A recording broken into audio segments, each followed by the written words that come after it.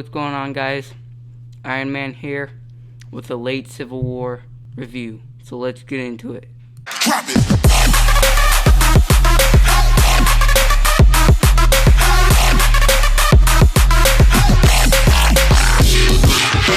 Alright guys, Civil War came out Friday, May 6th, and here's my really late review. I know it's really late, but I haven't had any time to do it, and now everyone's actually outside the house, so I can actually do this review.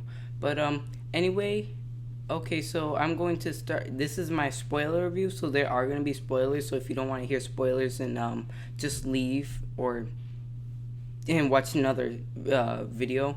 I might have a review up, not a spoiler review, but I might have a normal review up. I might do that. I'm thinking about it because, it's May 6th and almost everyone, it's not May 6th, but it came out May 6th, and it's May 12th, and so everyone, almost everyone saw it. It's the fifth highest record for the box office, so opening day. Sorry, I can't talk right now, but yeah, so anyway, let's get into it. So this movie, it starts out, it's really slow. You get that whole entire crossbone scene, but about the crossbone scene, this movie, I'm surprised. It's really, it's more it's not really violent, but I wasn't there was the part with fighting. It was more violent than I expected, because at the end of the fight, they have this whole entire scene where Scarlet Witch, she because she has powers and she can stop people, and so he is under her control, and so he can't move, and then she throws him up into the air, and then he freaking explodes, and then explodes all the buildings and crap. So I was like, dang, this movie's really violent. And then also one part, the CGI in this film, it's really, it's messed up. You can tell at scenes, because I saw the on-set behind the scenes of Captain America Civil War, and so when Captain America, he's running through the buildings, and then he falls out the buildings, and then he hits the car and stuff, and he falls. You can actually, because when they're actually shooting that scene, they're actually, the stunt guy, he's hooked up to something, and so before he hits the ground, it kind of stops, in the actual set, and so, so that's how they had to do it. And in this movie, it looks totally, it just looks really weird, because you see him this, you can it actually looks like something's stopping, something stopped him, because this is him falling, right? He's falling. This is him falling. He falls out the building, and then you just see him, his body, it kind of stops a little bit and turns, and then it keeps going down. And so I was like, okay, the CGI is already really bad. But then getting forward into the movie, I actually really liked the villain, and I know a lot of people said that he was really bad. Not really bad, but he's a really bad villain. Oh my god, not really bad, but he's a really bad villain. That makes a lot of sense. But what I meant was, a lot of people don't really like this villain, and I actually really like him. He was basically the way Ultron was supposed to be. I don't agree with all the hate. Seriously, all the hate is really messed up. But yeah, Ultron should have been like this. This guy Baron Zemo, he was more freaking. He was more scary than freaking Ultron. Seriously, there's this one scene where he breaks into this guy's house, and he's being hung. Not actually hung like that, but he's being hung from his feet. He's tied up, and then there's this pot beneath his head, and so basically he turns the faucet on, so then as the water keeps going up, it's going to rise up to his head, and then after that, he's not giving him the information that he wants. So what he does is he first he turned off the water, and then since he didn't get the information he wanted, he turned on the water, and then all of a sudden you can just see it, like, because he's upside down, and it goes up his nose and stuff, and you can just see him like squirming, and he dies obviously. And so like Ultron, this guy was more dark than Ultron. Like, seriously, like, come on, like, that's why I didn't like. That's what, like, this just makes me. It's really disappointing what Joss Whedon did with the Avengers: Age of Ultron. Now, don't get me wrong. I still love that movie. Honestly, I just think that Ultron, he wasn't the way we expected him to be, and he should have been just like Baron Zemo. But anyway, that happened, and then so the Winter Soldier. This continues from Captain America: The Winter Soldier, and so what happens next is Baron, he gets his hands on or Zemo, I guess, because in this movie they don't even say Baron, they just say Zemo. So I don't know if his actual full name is just Baron Zemo, or if his first name is just Zemo. Like, I don't know. But anyway, they had this whole entire scene where he gets a hold of the Winter Soldier, and so then he mind controls him, because in order to get him brainwashed, you just have to say these words inside of a weird booklet. And so he said those words, and he's telling him to like stop. He's banging on the glass, and then all of a sudden, once he says his last word, he finally gets out of his little like box, and then he like breaks free. He's beating up Falcon, he's beating up Captain America, and so that's what leads up to the scene with that big biceps and crap, where he's like holding on to a helicopter, where every girl probably screamed in that theater. But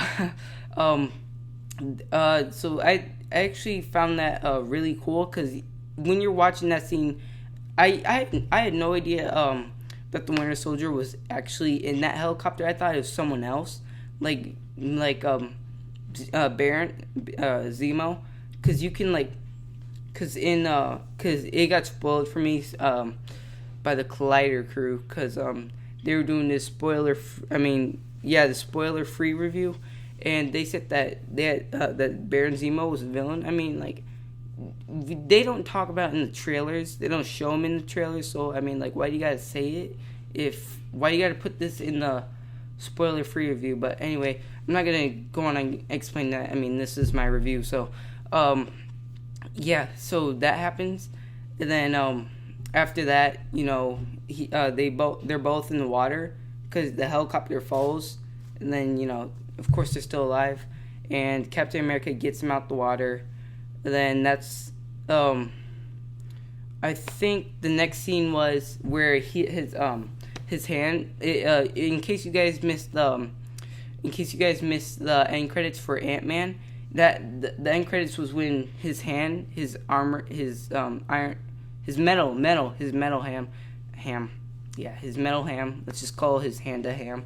So his metal ham was in stuck, because I don't know what it was, but there was stuff on top of it, and so yeah, it just basically continued off of that end credit scene, and so yeah, and then that happens, which leads up to the scene, the car chase scene, which I actually really liked that scene, and it was really good. Like, I honestly really love that scene, and again, the CGI was really messed up, because when the chase is happening, you can see Captain America once he because not Winter Soldier, Black Panther, he's about to get the Winter Soldier after that scene where he jumped on Falcon. That was I really like that scene. I'll get back to what I was saying, but Falcon is flying through the sky, and then Black Panther, he jumps on him, and then that gives him of course a head, and so he jumps on him, and then he gets to the Winter Soldier, which I actually really liked that, because they were using all these characters in a cool and funny way, so I really liked that. But yeah, so once he gets him, Captain America, he pushes him, and then he does this little, and then he he's like on the ground. He's doing that kind of like cat stand, and he's kind of like getting pushed back. His claws are on the ground, and you can.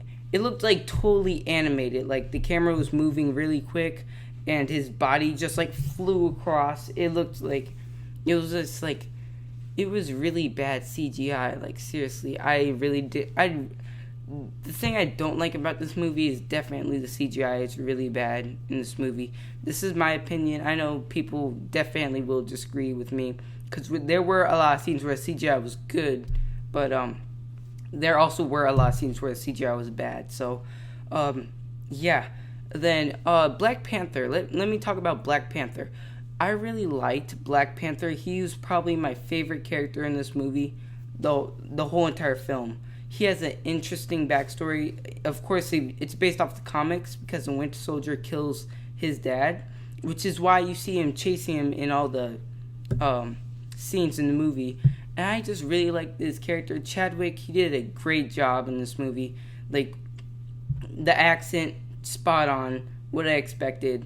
And the way he just played him, it was just, like, phenomenal. Like, I wasn't even expecting to see much of the Black Panther, but you actually see a lot of him. Because in the trailer, you don't even get to hear him talk or anything, but in this movie, he actually has a lot of commentary. So that was pretty cool.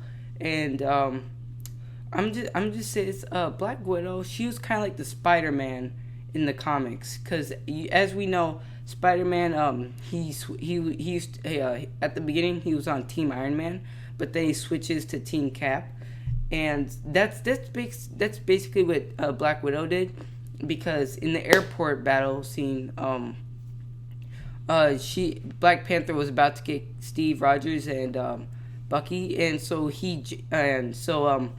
Black Widow, she keeps him from getting to him, and so she's kind of like going to Team Cap now. And so I was like, that's really cool, like, because I know they did this whole entire Spider-Man thing late, because they were already filming before it was confirmed, before they actually got their Spider-Man. And so, in the script was already written, so, you know, like, they had to, like, move all this stuff in. So I really respect that. Like, they couldn't get Spider-Man to do all this stuff. I respect that. And but yeah, so now, since we're talking about the airport battle scene, I just really want to say, like, so I was on Instagram and I saw a lot of I saw a lot of clips the week before the movie came out, because I was like really excited to go see it. And so I decided to watch like a ton of clips from the airport scene that people recorded in the theater, and I wasn't expecting it to be the whole entire film. So I watch it. There were just like 30 minutes. I mean 30 seconds. People were like filming it for 30 seconds, and then I went to these other clips that other people recorded of different scenes in that airport battle, and it turns out that I watched the whole entire thing. And so once I went inside the theater, I was like, once I got out, after the scene, I was like, oh crap, I watched the whole entire thing. So I don't have an opinion on the airport battle scene. Like, I can't say it was the best superhero battle scene ever. I wouldn't say, I'm not saying that people are wrong for having that opinion. I'm just saying, like, it was really enjoyable. I still enjoyed it. It's better in the theater, of course, but I can't have an opinion on it since I didn't actually, like I wasn't actually in the theater, and so it was kind of like it was still enjoyable, but it was just less enjoyable. And all the scenes with Spider-Man, that was spoiled for me. The only scenes that weren't spoiled for me was Peter Parker scene from Tom Holland. The only Tom Holland scenes that weren't spoiled for me was the Peter Parker scenes. Those were scenes I didn't actually see people recording. So all those Spider-Man scenes I've already seen them, so I can't have an opinion on Spider-Man, except for I really disagree with people who are saying about Spider-Man. Like, honestly, I think Tom Holland will be the best Spider-Man ever. I think he'll be number one, higher than Tobey Maguire, higher than Andrew Garfield. I just think that we can't have an opinion on him because we only saw 17 minutes of him in the Spider-Man costume, and I don't know, like 8 minutes of him being Peter Parker.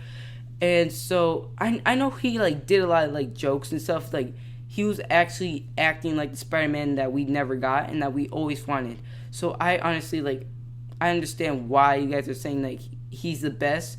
I'm just saying that we can't have an opinion because we only saw 17 minutes of Spider-Man, and I feel like that's not enough. So you can't really be like, oh, this is the best Spider-Man already. Oh my God, he is the best. Oh my God, phenomenal. I mean, he did. Tom Holland. Don't get me wrong. He did the. He was really good. Okay, he was hands down the best Spider-Man ever. Okay, but or not the best. Sorry. He was like he was really good. Like I honestly like loved this. I loved Tom Holland as Spider-Man. Every scene with him I loved. Um, as Peter Parker, I just can't say anything about him being Spider-Man because I've already seen it like before I went to go see it in the theater, so I can't really say anything about that. But anyway, yeah, and so yeah, that's my opinion on Tom Holland. But during that, but I have one more thing to say about the airport scene. Once you see Iron Man, like as you see like Rhodes go down, Rhodey, as you see he's like we all thought he was dead in the trailer. I was like, that's Vision's laser because because like no one shoots anything yellow except for Iron Man and sorry, that's the washer back there.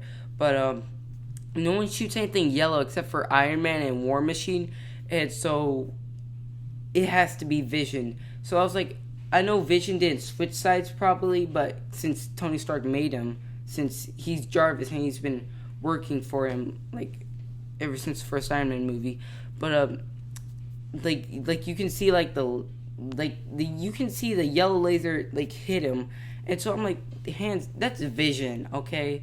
And then so it turns out I was right. Vision made a mistake. He wasn't paying attention. He tries shooting Falcon, but Falcon dodges it, and so it hits Rhodey, and he falls down. And you'd expect him to be caught by Tony because you know it comes really close. But then they zoom out, and then you can just see Falcon on the left and Iron Man on the right, and they're both just trying to catch Rhodey as he's falling straight down in between them. And so he hits the ground before. And then I really like this part. It was like really funny. And so Iron Man, he takes his mask off or his helmet off, and he's like, and then oh my God, I swear if this thing keeps on doing that. But then Falcon, he comes down, he swoops down, and he's like, Tony, I'm sorry. And then all of a sudden, all you see is Tony Stark's face just like this, and he's like, psh! And then you know he shoots him, and then all you see is like, and then they like, zoom out again. And then you just see like freaking Falcon like face plant, and so it was like just really funny. And like I found that funny. Like a lot of people laughed in the theater because you know it tried to be serious, but you know like the CGI again, it just made it like really funny. And so yeah, they kind of messed up with CGI again, but yeah, it was pretty funny. And this movie is really emotional. Let me just say that you have freaking. So, at the end of the battle, as we all know, Tony Stark finds out that all along, since 2008, the first Iron Man movie, we never knew who killed his parents. We all knew in the comics that Bucky did it, but in the movie universe, we never knew who did it because there was no Bucky, and so then he's watching this clip, and I hear this lady yelling, Howard, no, and then all of a sudden I'm like, I'm serious, like my mouth is open, and I'm like, no, oh my God, it's freaking Tony's parents, and then you can see the Winter Soldier pick him up, and he starts punching him in the face, and then Tony Stark, he like starts to cringe, and then all of a sudden you see him walk into his parents' car, and then he kills his mom. And so I was like, oh man, this is gonna get good. Oh my God, I was like, this is so emotional. And then Tony Stark, he's saying, did you know that he killed my parents? And then you know he's like, and then he tells him no, and then he repeats it, and he's like, yes. and so that's why he backhanded. That's why he backhanded him. And in the trailers, I was like, why is he acting like such a jerk? He seems like a villain in this. But in this movie, you can actually agree with him. Like, you keep switching sides. Like, I once I found out why he was with the government, it was because this lady's son died in Age of Ultron because they dropped a building on him, and so I was like, this is starting to make a lot of sense of why he's with the government, so then I started thinking, so Tony Stark, he's not gonna be this much of a villain, or he's just not gonna be a villain in this movie, and so then once we get to this scene, I'm like, this makes so much sense now. Oh my god, I understand it so much now. And so then we get this battle between Bucky and Captain America and Iron Man, and then it's just really cool to see them all fighting. Then as because in the trailers, you can see Tony Stark getting beat up against the wall by Captain America. In the background, you can just see the Winter Soldier laying down. His metal arm is ripped. I saw it was a post on Instagram because they didn't edit it out, and so then I told my parents, I told my family, of course. And then in the movie, you can actually see Iron Man. He's the one that ripped his arm out, or his arm off, and so now he doesn't have a metal arm anymore. And so and then at the end, it looks like Captain America's about to like kill him, like he's about to smash his shield into his face, but they just smashes it into his repulsor, and so yeah, I just found that. Oh, crap! 1 second, guys. It's my mom. I'll be right back, guys.